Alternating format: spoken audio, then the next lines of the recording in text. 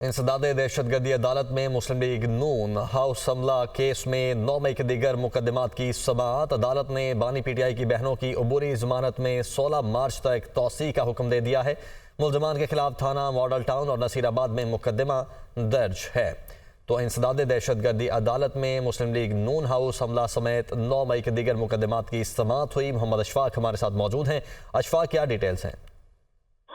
جی بالکل، لاہور کے انسداد دہشت گردی کی خصوصی عدالت میں مسلم لیگ نون کا آفس جلانے سمیت 2 مئی کے مقدمات کی سماعت ہوئی تو عدالت نے بانی پی ٹی آئی کی بہنوں کی عبوری ضمانت میں 16 مارچ تک توسیع کر دی ہے۔ ملزمان کے خلاف لاہور کے تھانہ ماڈل ٹاؤن اور نصیر آباد میں الگ الگ مقدمات درج کیے گئے تھے، اور اس حوالے سے عدالتی سماعت کے دوران بانی پی ٹی آئی کی بہنیں کمرہ عدالت میں مسرت جمشید چیمہ پر برس پڑی۔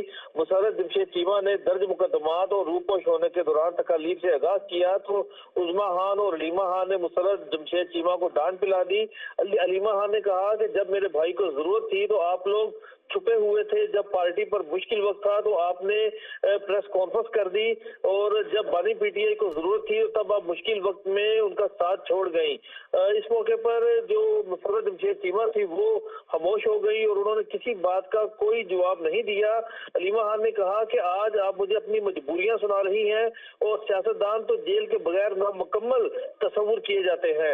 عدالت نے اس حوالے سے تمام ملزمان کی عبوری ضمانتوں میں 16 مارچ تک توسیع کرتے ہوئے آئندہ سماعت پر وکلا کو بحث کرنے کی ہدایت کر دی۔ جی ٹھیک ہے، بہت شکریہ آپ کا اشفاق۔